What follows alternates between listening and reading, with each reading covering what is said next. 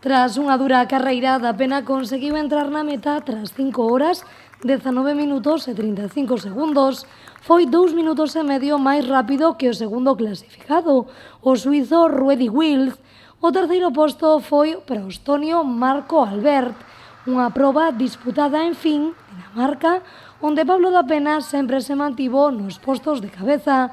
O tramo final da proba, no que Da Pena mantivo un ritmo envexable, foi case un paseo para el, no que estivo pendente de controlar os seus rivais e de gozar da competición. Na liña de meta esperaballe unha nutrida representación pontevedresa que a súa chegada celebraron a súa victoria. Pablo Da Pena terá agora a oportunidade de defender o seu título na casa, xa que o ITU Multiesport celebrarase en Pontevedra no vindeiro 2019.